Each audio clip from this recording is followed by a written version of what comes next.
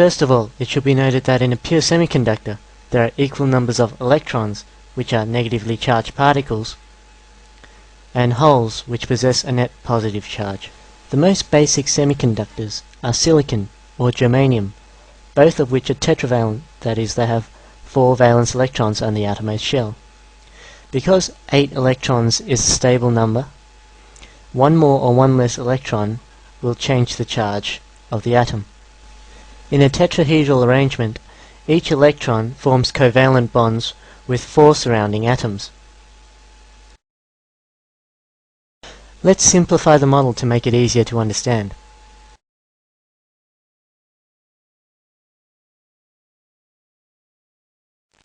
At absolute zero, the electron is strongly bonded to its parent nucleus.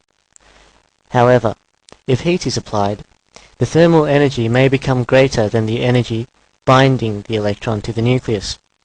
This means that the heat will break the covalent bond.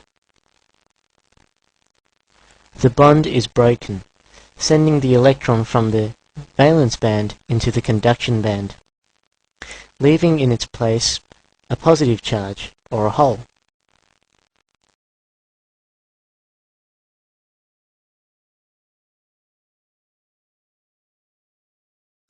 Since the atom now has a net positive charge, an electron in the neighbouring atom may be attracted to it, so that the hole seems to have moved to the neighbouring atom. The electron-hole movement throughout a semiconductor is random. However, if an electrical field is applied, the electrons are urged to fill the holes so that the holes move in the direction of the current, whilst the electrons move in the opposite direction, filling in the holes. This concludes my dynamic presentation. Hope you enjoyed the show.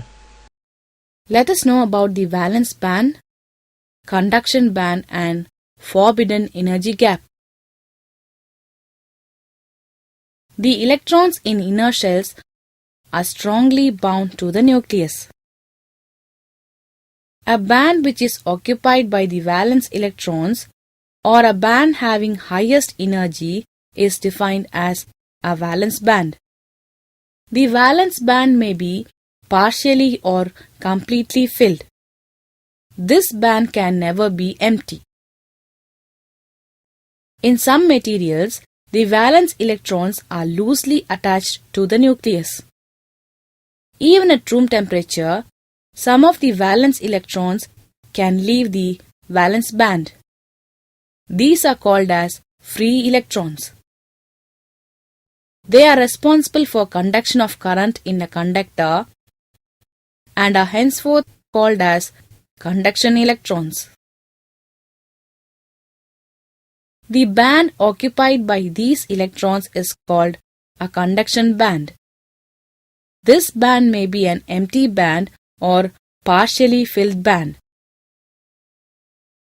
The separation between valence band and conduction band is known as forbidden energy gap. If an electron is to be transferred from valence band to conduction band, external energy is required, which is equal to the forbidden energy gap.